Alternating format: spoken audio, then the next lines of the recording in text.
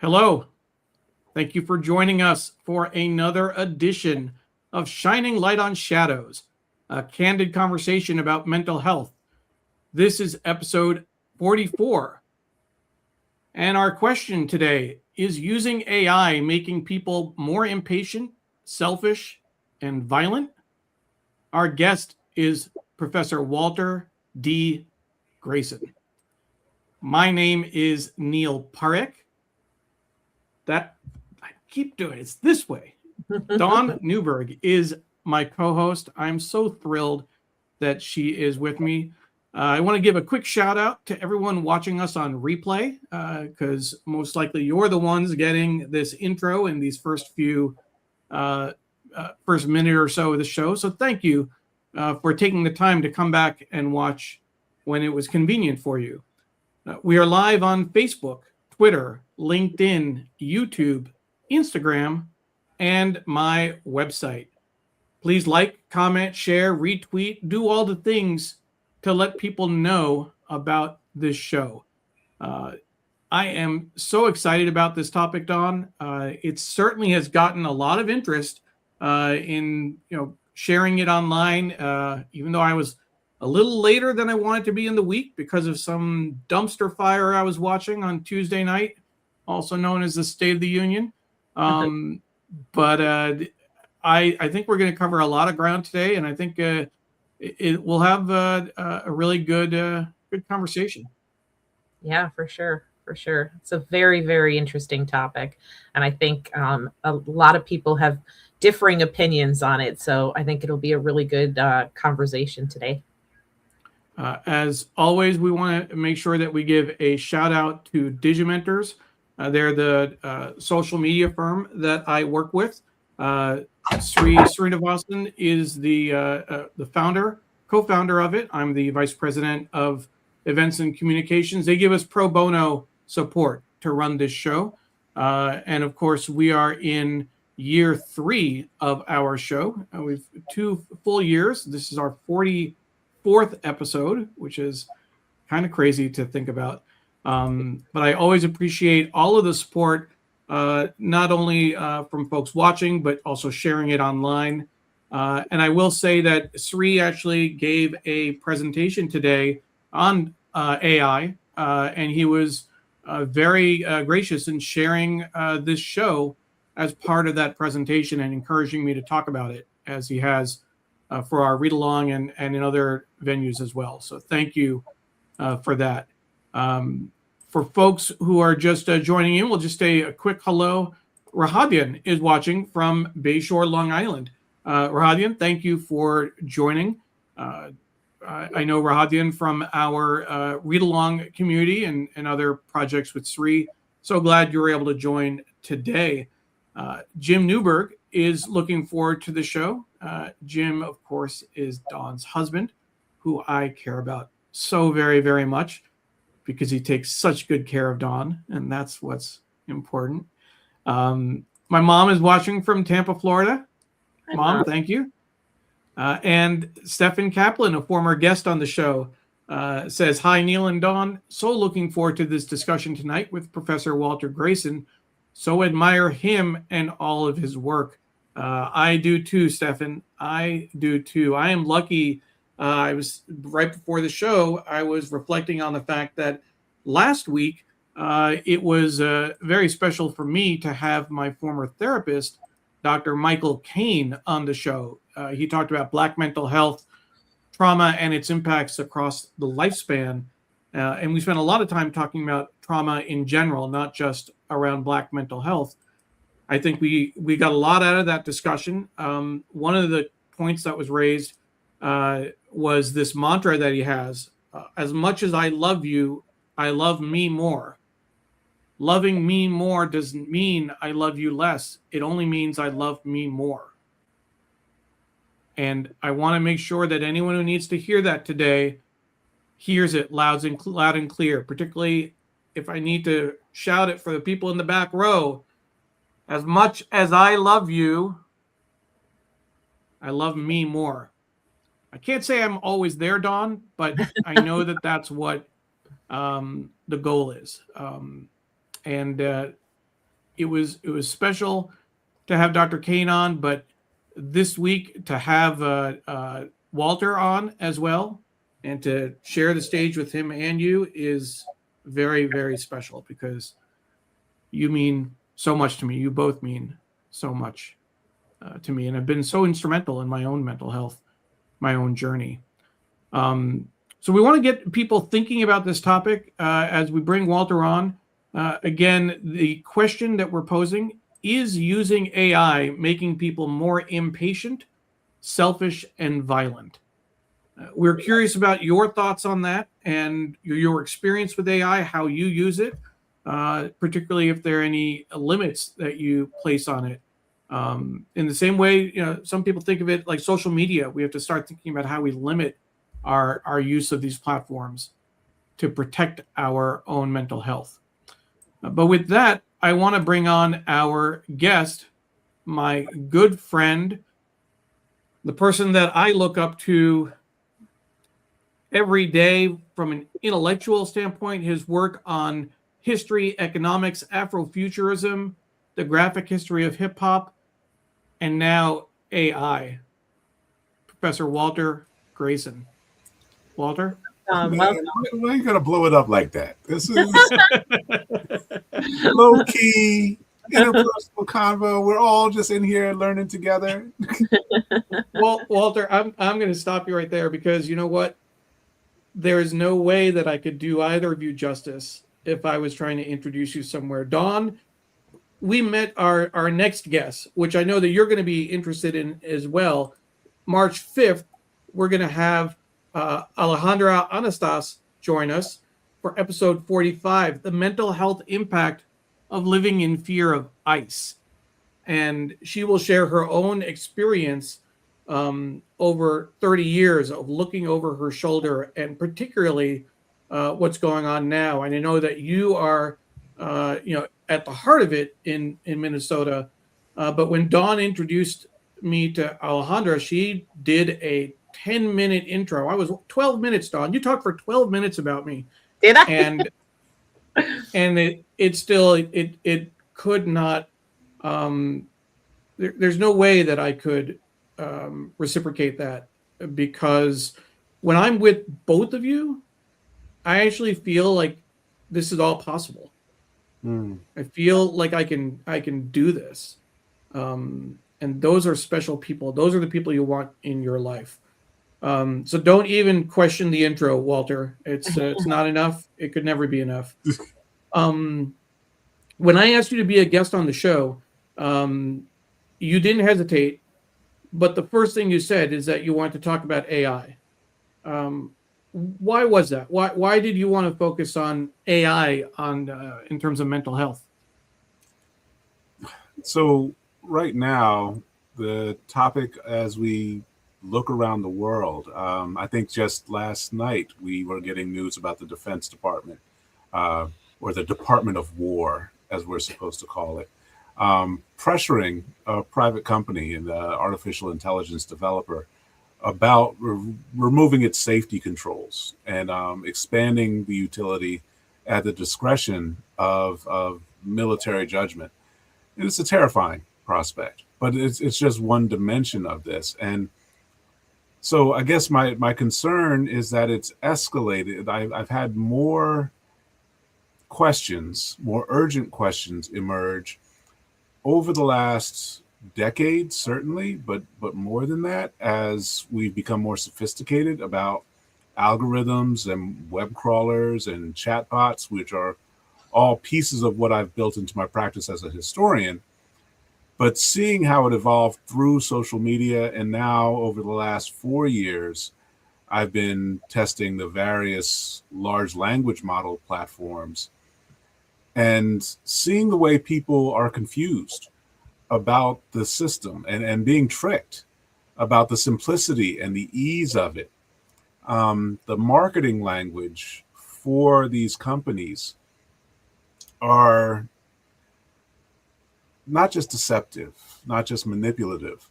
They intentionally obscure the way that the machines collect data on the user for the producer to hold and store and then continue to manipulate consumer behavior, manipulate participant psychology.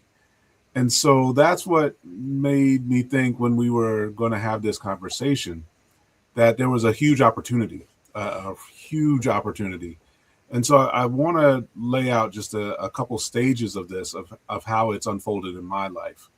I started coding really simple game programs before I was a teenager. So back in the mid 1980s, when folks were sitting around playing with Intellivision or Atari 2600, these kinds of machines, folks were training me on how to build little miniature motherboards and how to then code using floppy disks. And so I was a little guy still just kind of getting started and learning about the logic that goes into coding.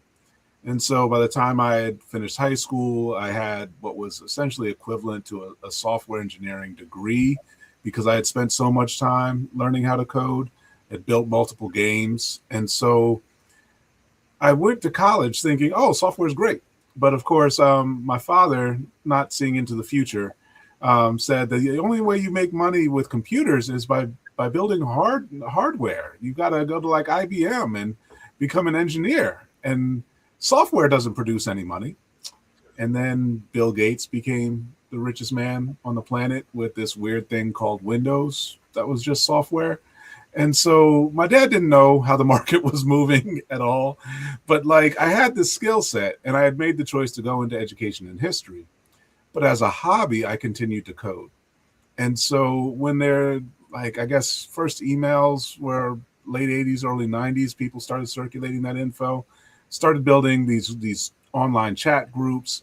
And even in those groups, the kind of license that people now take that we're familiar with online, that they have kind of like digital muscles that they think they can say just anything to anybody because they're not right in the room with them. That was even apparent from the very beginning when it was just email exchanges, that people thought they were anonymous, thought they could just say whatever and there would be no consequence. And so watching that and learning through those communities about how to moderate my tone and how to avoid conflict and kind of anticipate where there were hot button places, these are all things we still need on platforms like Reddit. And so we're not doing what we need for young people, even though we've had the problem for more than 30 years, getting close to 40 years. And so the crisis is intensifying because of this stuff we call artificial intelligence. And that's my first real fundamental point, is we cannot call this stuff AI. It's a really popular term, but distinguishing it from machine learning, which is data aggregation for science, and then large language models, which then aggregate all of the kinds of written content people produce. That's really important to change the way the language we have operates. Trying to imagine it as Skynet or the Terminator or whatever other kind of machine forms that might appear in our science fiction, it does us a huge disservice.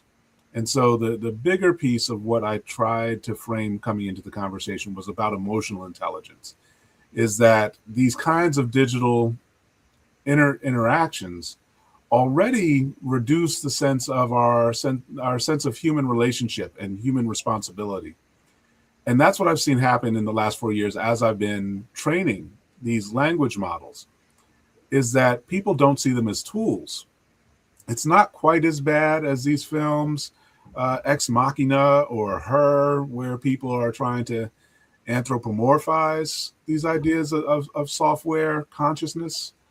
But it goes much further in that the way we participate as users, and so most of my work in the last decade, as you've known me, Neil, is about user experience design or user interface, folks who do stuff UX or UI.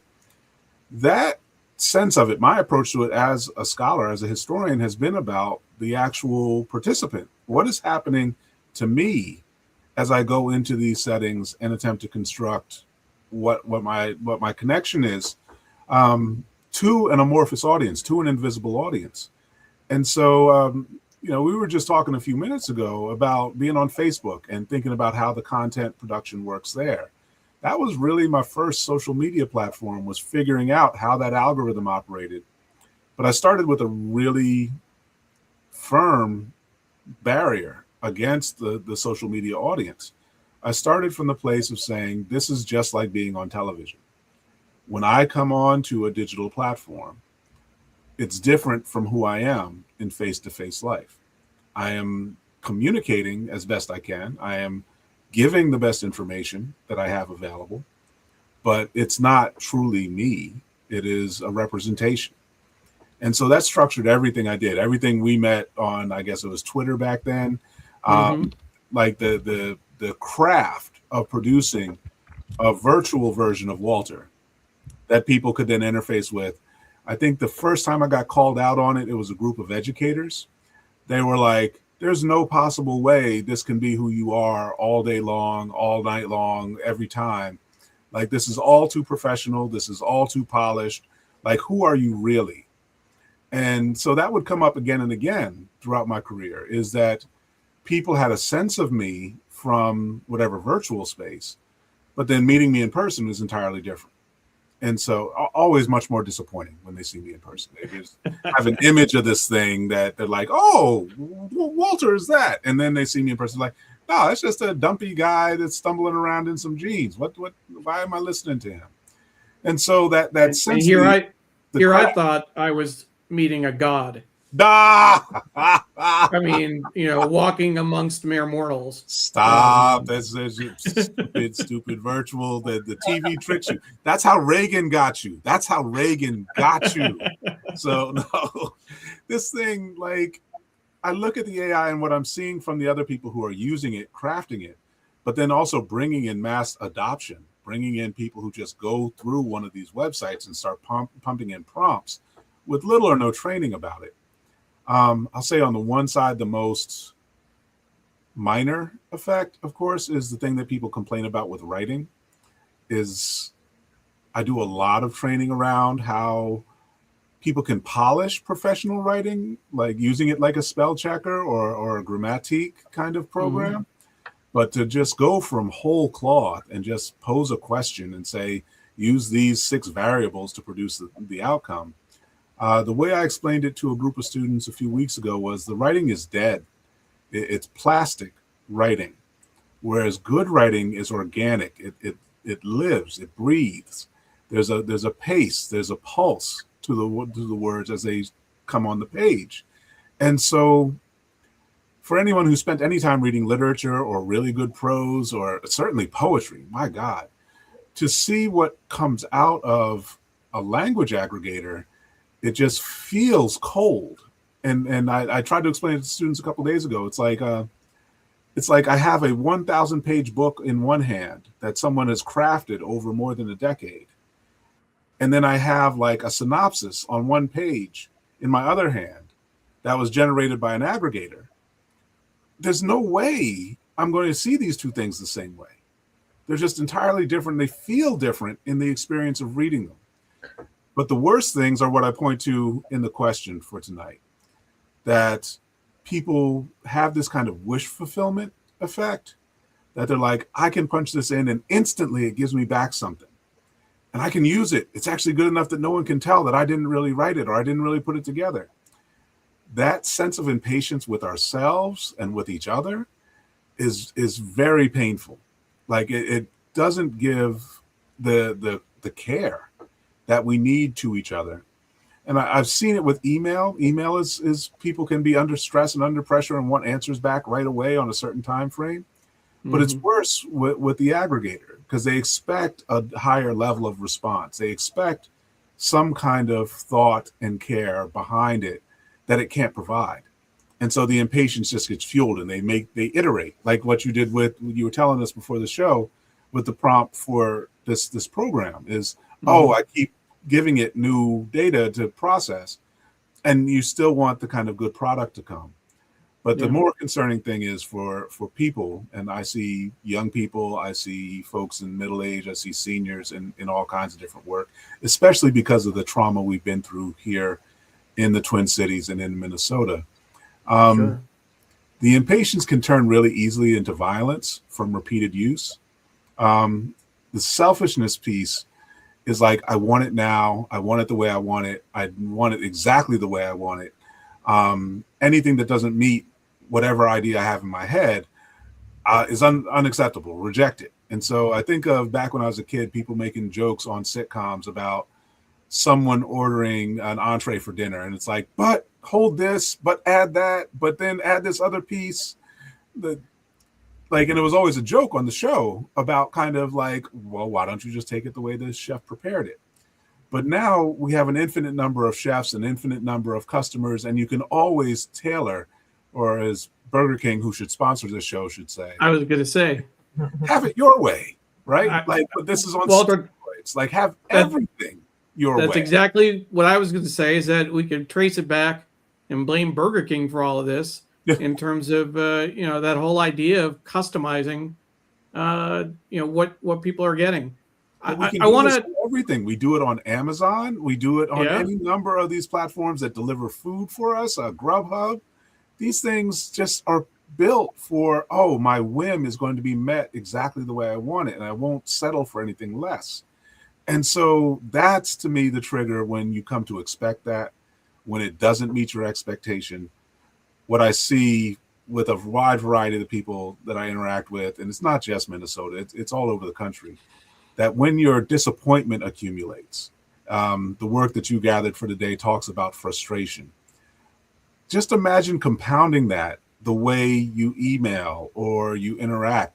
I see it a lot with the ways people deal with automated machines, chatbots for like either banks or hospitals.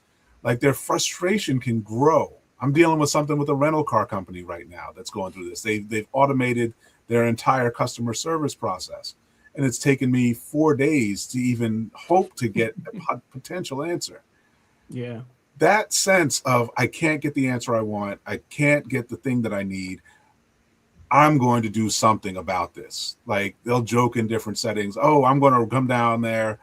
They joke with like the DMV or the post office, and that's turned into really violent outcomes, catastrophic outcomes, without all of this heightening our tension and our anxiety.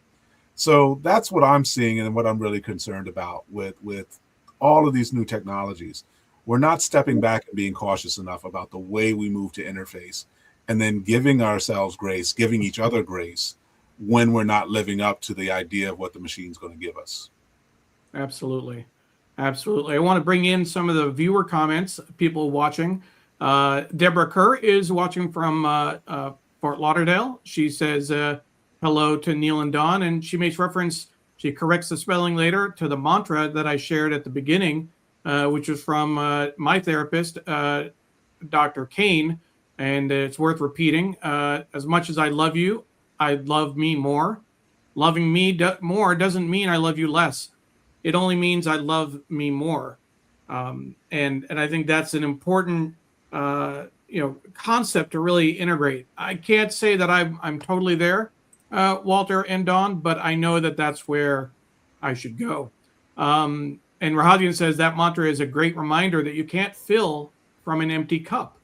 And so that whole idea you're talking about, Walter, in terms of the lack of empathy that is developing with the use of AI and wanting it your way. And if you don't get it your way, and people are getting frustrated and angry, like, you need to be empathetic, but you also have to fill your own cup first before you can do that.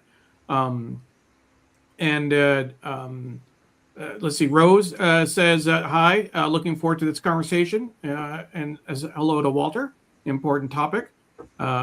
My mom remembers you from your earlier interviews. That you made a good impression. So Rahadian steps in and has a comment about the impatience that's developing. Not violent in terms of answering the question, is AI use making people more impatient, selfish, and violent? But in using Google lately, I've been talking to it rather than typing it in, and apparently it's the AI mode. It's too easy to do. As well, I'm learning Spanish via Duolingo. It's cheaper than in-person coursework, and that's a trap. So that's an interesting perspective, Rahadian. We have a hello from Christina, saying hello to her brothers, Walter and Neil. Thank you. And hello to Dawn as well. Christina is a colleague of Walter's at the Graphic History Company, and I had the pleasure of working closely with her for several months. Kate, close friend of Dawn's. I'd like to call her a close friend as well, since I got to meet her and spent a lot of time with her 2 years ago when I was out in Milwaukee, and more recently last year. Was it last year, Dawn, that we were out for the conference? Yeah. Hi. So I tested in hearing about this. I think she means so interested in hearing. So interested. Thank you. I thought she was testing AI when she heard about it, but she's interested. Honestly, I have so many mixed feelings about AI and not totally sure where I stand. Hoping for more clarity and understanding. Kate, that's great that you're coming at this with an open mind. I think that we're going to talk about AI, and Walter certainly shared a lot of concerns about what it's doing to people's psyches. There are also ways in which it can be used in positive ways. It's just a question of how you use it and what you do with it. I think Walter made a point that you can put in a prompt and ask it to write something, and if that's where you stop, if you copy and paste that and send it out into the world, Walter's sitting there shaking his head in the corner. That's just wrong. I mean, it's not how I use AI. I'll run the same prompt through several different platforms. I'll run the answers. I'll compile the answers and put them all back through the platforms and keep pushing them.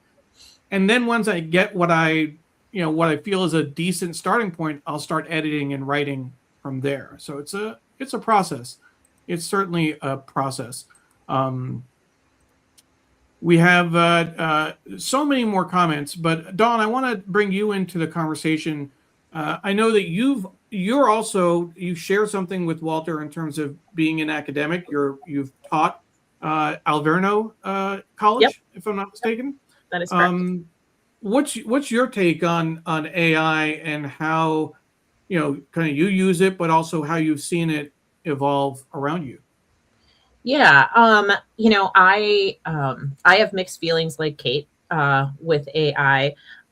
Being somebody who's a data person and a researcher, I'm very cautious and very conscientious of just kind of like asking for information from a robot, because I've seen in my work that oftentimes the information that you're getting is not accurate information.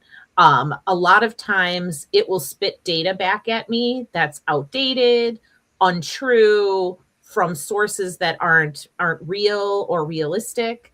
And that to me is really concerning because I teach a course on program evaluation, and I talk about how Google and Wikipedia are your worst enemies. You can't just type something in and expect the first thing that comes up to be the most accurate, right thing, and use that information. That can be really, really damaging.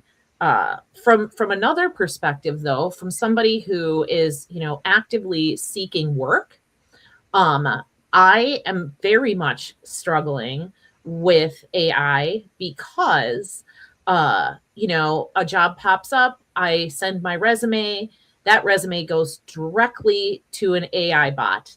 And if the words that are in my resume are not appropriate for the AI bot, my resume gets spit out. And I feel as though I'm missing a lot of job opportunities because there is not a person-to-person connection that happens. No one is looking at my cover letter and seeing the passion and the vision that I have. It's simply going through the motions of an external non-bodied person that is dismissing it. And so for me and my mental health, right, what that does to me is it makes me feel less worthy, less valued, and that I don't necessarily have the capabilities that I know that I have. That it makes me question my own sense of self-worth, and that's really frustrating to me. That's where I just kind of sit and think, gosh, what happened to walking into an organization and asking if you can fill out a job application and sitting down with someone and having a conversation with them? So that's just kind of my take. No, it's pretty extreme. A colleague of mine, a former colleague from Washington State, shared that she was applying for a job. I don't know if you've had this experience, Dawn, and within minutes, her phone rang. Yeah. You don't expect to get a response that quickly. You submit a resume. That's great. It was an AI, agentic AI that did the interview for like 45 minutes right there, before she had a chance to even catch her breath. So it really is. I mean, the way that it's being used is certainly raising a lot of questions, and I think that we should, aside from kind of how it's being used around the job search, around how students are using it, Walter, and how people are not applying rigor to the analysis, the data, Dawn, that you were talking about, that is suspect. I mean, check every output, check every link that it suggests. When I looked at the that question, is AI is increasing use of AI causing the impatience, selfishness, and more violence, I ran that question through AI, and to my surprise, the ones that I tested, ChatGPT, Claude, Perplexity, and Gemini, all had very different answers. But the one that stood out for me was Perplexity. And if you can see it on the screen, I put in the prompt. Episode 44 is running the premise through AI. And that was my thought process. That was my kind of tagging. Is the increasing use of AI for everyday tasks making people more selfish, impatient, and violent? And it said, it sounds like you're referring to episode 44, which we were, where Neil and Dawn tackle a provocative social question. And it proceeded to say, in this episode, Neil opens the discussion by reflecting on how AI tools, blah, blah, blah, blah, blah. Dawn joins in to contrast the potential negatives with how AI can also enhance. I'm like, what? Walter, you were just the guest. You couldn't even figure out, the guest who comes in around the 8-minute mark. Now, you should know that I put in this prompt 2 days ago. So what was going on, right? Like, how did it get there? And I actually pushed the question. I asked for sources. It gave me sources. It cited old episodes. Now, the interesting thing about it was that when I think it took 2 more questions for it to fess up and say, I goofed, I made things up, I drew inferences where there weren't, and there was no evidence. So, ignore everything I said. When I asked the same platform, the same question, but in a different space, without any background, it gave me incredible research on the topic. And it actually showed how people who use AI and expect the answers that are customized for their own needs can develop a sense of selfishness. I got the same answer from Emily, who's 12. When I asked her the question, without hesitation, she said, of course it makes people selfish. It tells you what you want to know. And knowing that, I don't know if I know she can hear me, first of all, in the house. They like making fun of the fact they can hear the show from my end.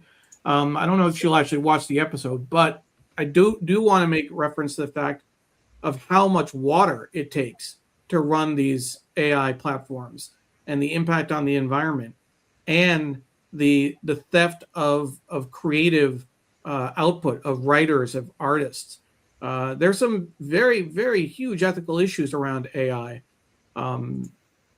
It's something that gives me pause. It doesn't stop me from using it. It does give me pause, however. But I want to give that a little bit of space.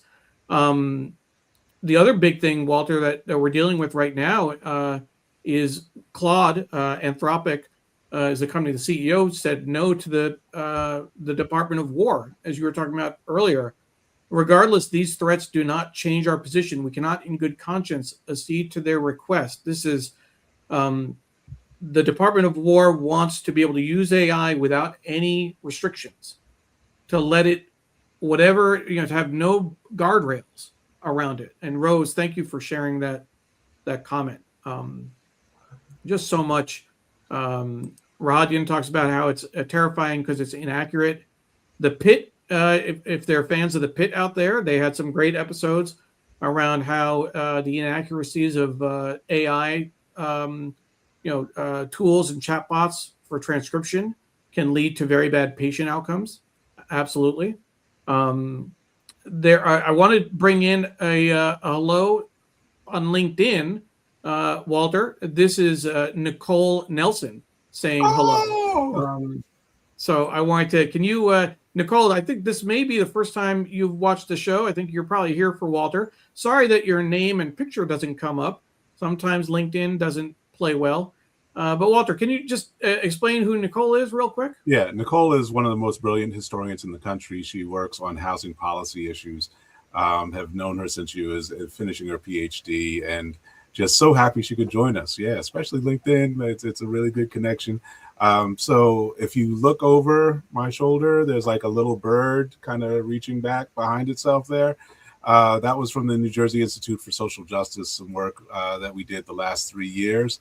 Nicole was also a fellow researcher there that built some amazing housing policy initiatives for the Institute. So great to see you, Nicole. Thank you for being here. Good. Mary C. Curtis is watching from Charlotte, North Carolina. She says Sunday is not enough. She's referring to the fact that Walter was our guest on the New York Times read-along that we do with Srinivasan, and Walter did an incredible tribute to Jesse Jackson, and it's still one of the best parts we've had on the show in quite a while. Mary, thank you for calling that out. Stefan says, I can easily see how anything can escalate these days, as per what Professor Greason is describing, behavior-wise, due to being so frustrated with this use of AI, especially with customer service. It's interesting. And you were talking about that with your rental car company that you're dealing with.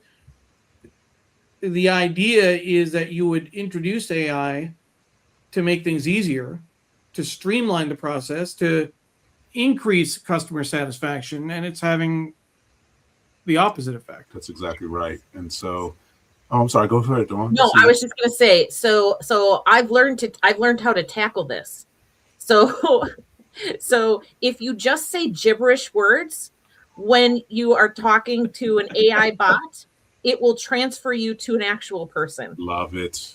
You mean operator doesn't work? Nope. But if you say nonsensical things, it will get very confused, and it just redirects you to an in-person person. I love it. The illogic to jam up the machine. Yep, jam up the machine, and it gets frustrated, and it says, nope, I don't know what you're talking about, and it'll take you right to a customer service person. I like the idea of provoking machine frustration. I think that's a really good way to move forward. Yep. Is that illogical consequences? Maybe? I don't know, maybe not. I want to say hi to Amy, my sister, watching from Bellevue.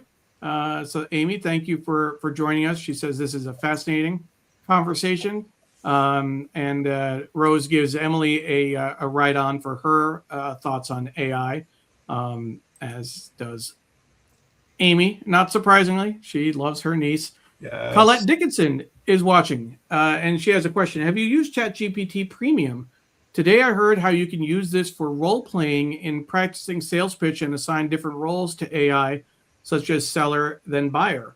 That is true, actually. And I was on a workshop today that Sri held on AI. Someone shared that they will, they'll mock out an interview. They'll upload background information on someone they're interviewing, and then tell the AI, okay, now pretend that I'm the interview subject.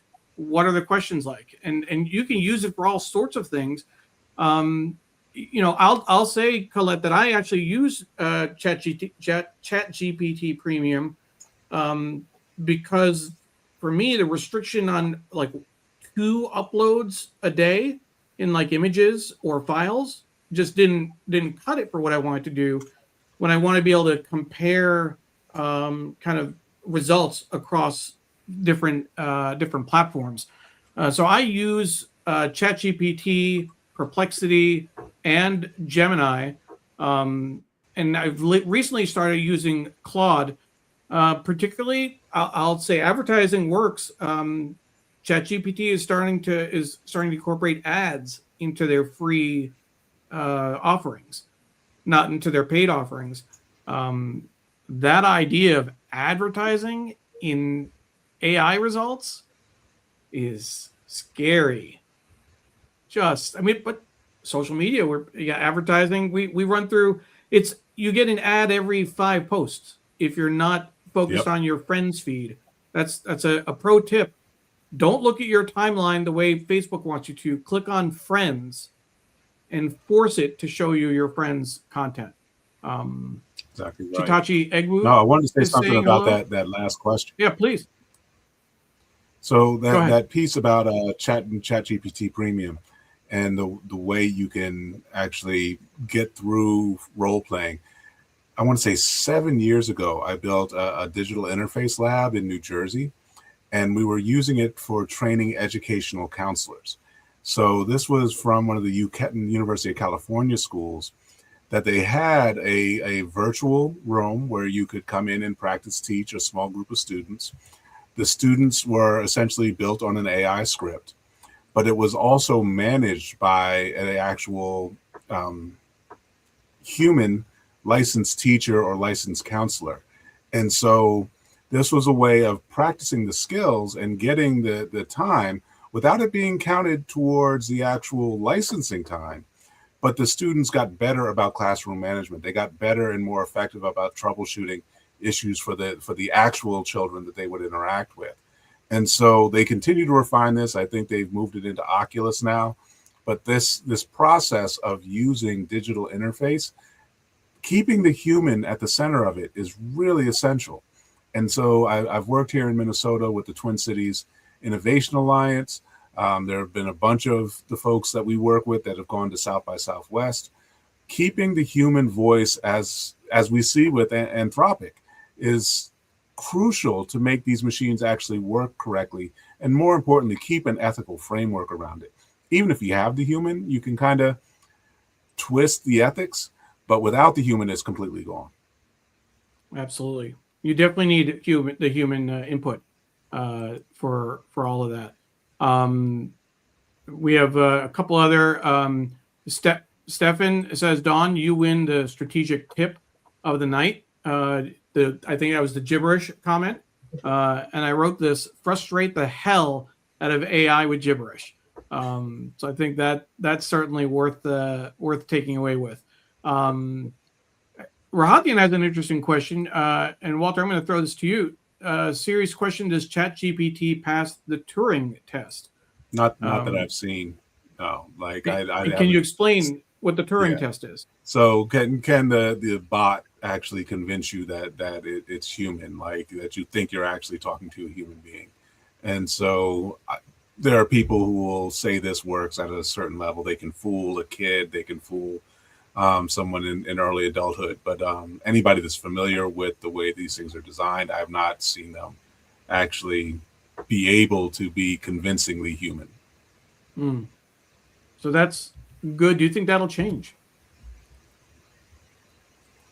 Yeah, they're going to get more crafty about the way they deliver commentary and connection to their user.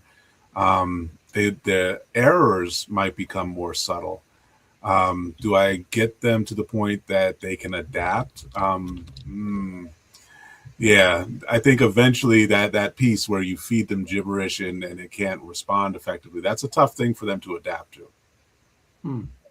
Interesting. We have, let's see, we have a couple of other comments. And Amy says she has to go pick up her son from school, 3 hours in Seattle.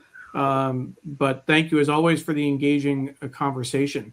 And Rahadian says he's following your lead, Dawn. He's going to try Klingon to see what happens. I wouldn't be surprised if Klingon is listed as a language in certain places. It's a drop down. It's an option. I wouldn't be surprised if they start training on Klingon. That would be. I can see that happening. One of the other things I wanted to share, as far as the research I did in looking at these platforms, and I'll make that bigger for you in just a moment.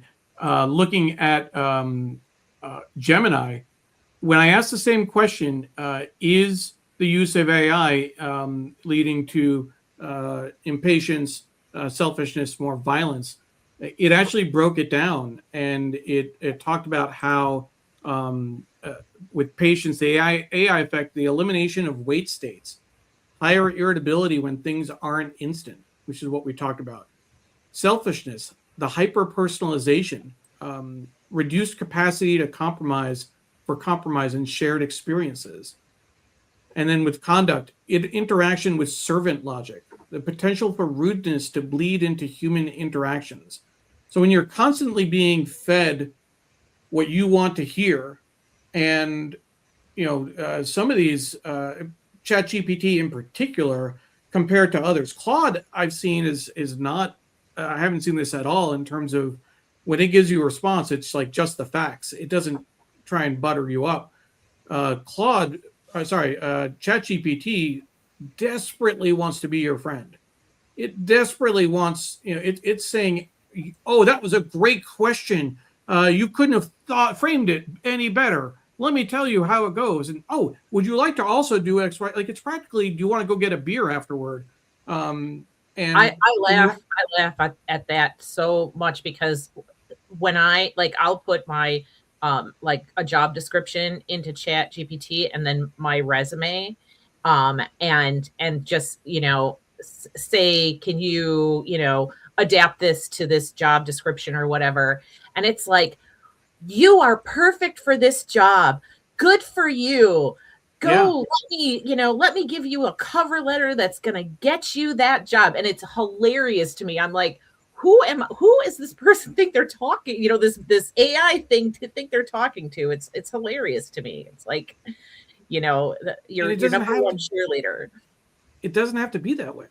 No, it doesn't have to. If you look, are you going to put Stefan's comment up? Because I think that's a good kind of what he said about AI bots and dating.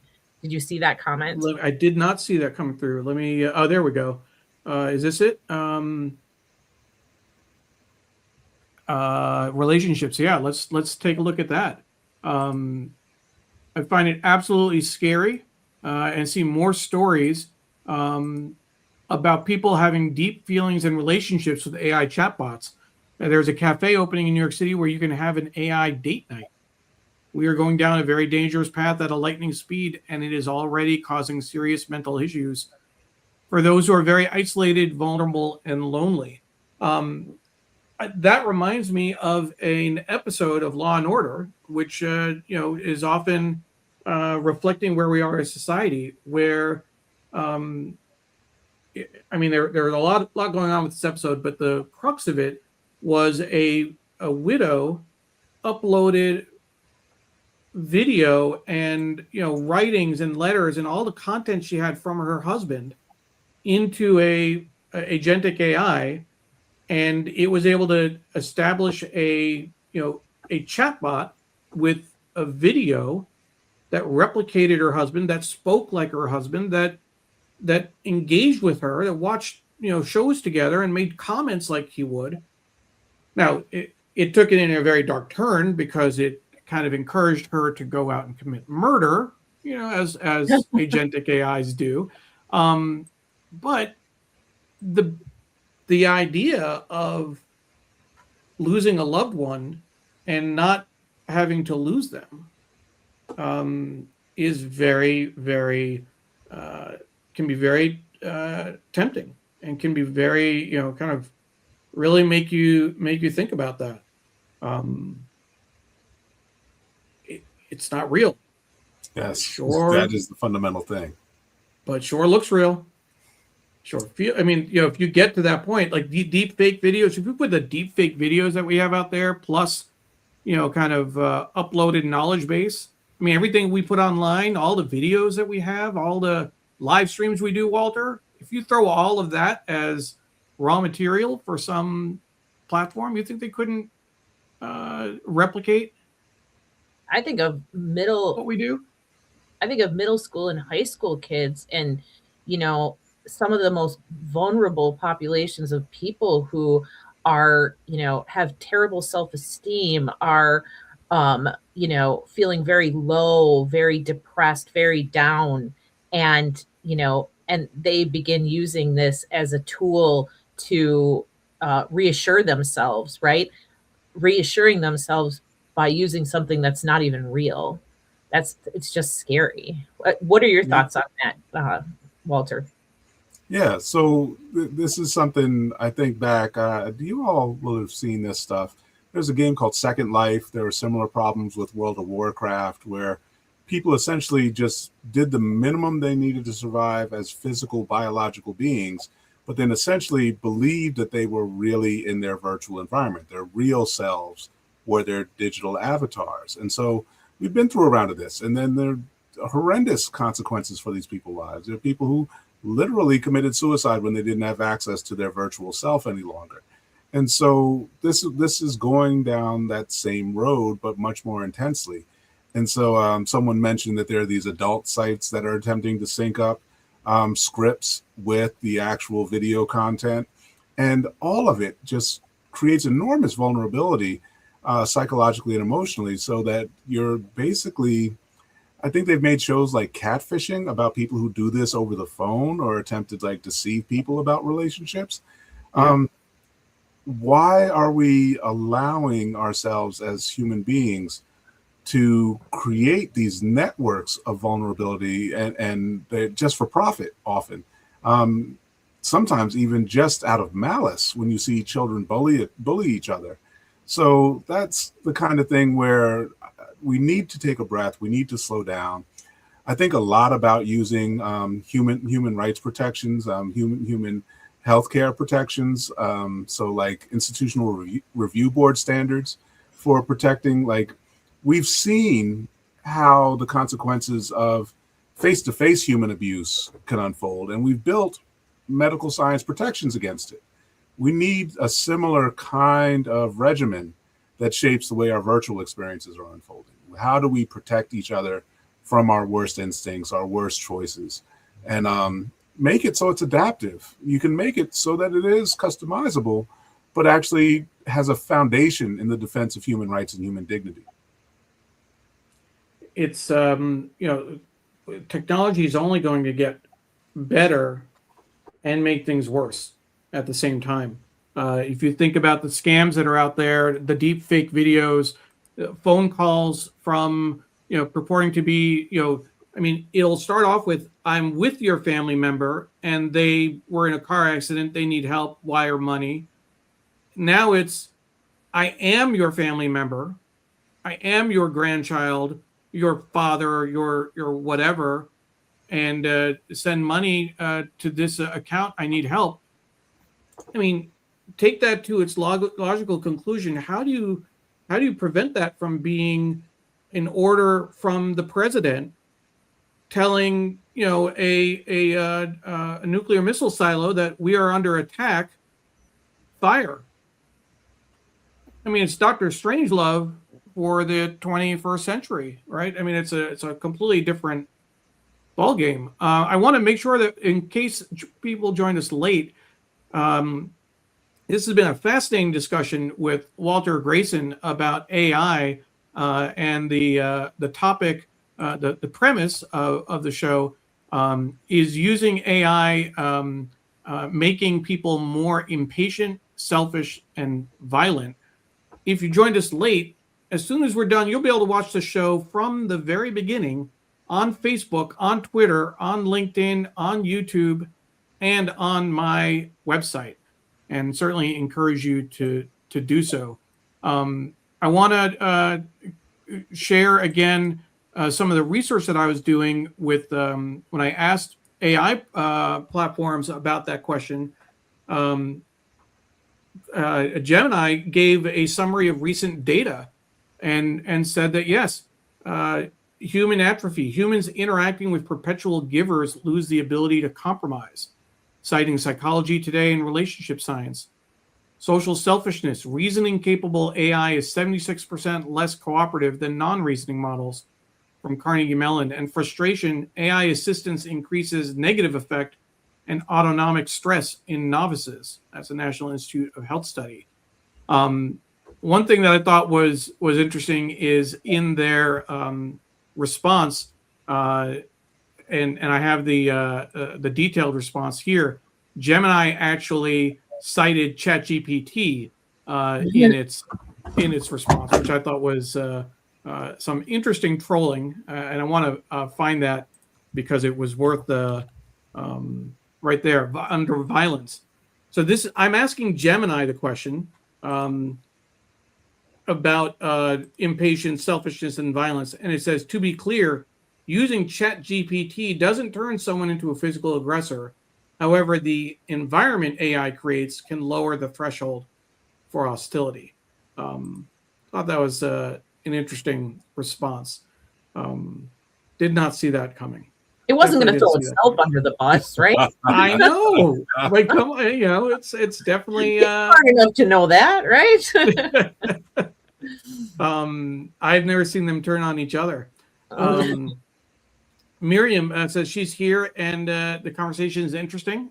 Thank you, Miriam. I appreciate that. Rahadian gave you an amen, Walter. So we're getting a little bit of support there. Let's see. Question from Rose. Which one? There's a question from Rose. Can I just put it up? Yeah, go ahead. Go ahead. Yep, that's what I thought might be. So, Walter, what do you know students who are using ChatGPT and other AI tools to give guidance about friendships and romantic partners? We know parents and others have sued OpenAI for their children getting info on how to end their lives. Yes. This serious. Came up with students in a class maybe 2 weeks ago. We were talking about how technology has evolved in their lives, and then this point came up in conversation. So yeah, the notion of what relationships are, what their relationship expectations can be. The students are sorting through that not with people who care about with them, but this kind of aggregated sense of like public commentary. So you're getting like the worst of Reddit being dragged forward and giving people, oh no, you should break up with somebody. No, this isn't working. And so, and then not giving good guidance about it. A couple of students who have come to my office will talk about things that they get on TikTok or Instagram, and it's the algorithm reads when they're in emotional distress and then feeds them more content that makes the situation worse. So yeah, it's a very dangerous time, and I can't strongly caution everybody enough to detach from our devices much more frequently. If you can get it down to using this stuff less than an hour or two per day, getting more face-to-face time with people who care about you is absolutely imperative right now. That's getting more FaceTime. Sorry, Dawn. Getting more FaceTime with the people who care about you.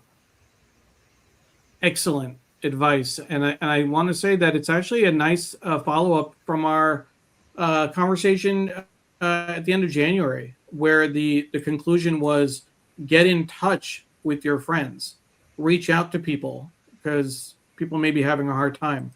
I think that's great. You were going to say, Dawn? No, I was just going to say that I thought that that was a really good, we're at 7 o'clock, and what a really great way to kind of wrap up this show about a topic that I think is very confusing for a lot of people. I know it is for me. I use ChatGPT Premium very minimally, but I had no idea about some of these other things that have come up in this discussion. So I appreciate the conversation, and I appreciate you, Walter, for your knowledge around it. Absolutely. I want to remind folks that next week, so for March, usually we're the second and fourth Thursdays of the month, but because of travel schedules, we're going to be the first and third Thursdays.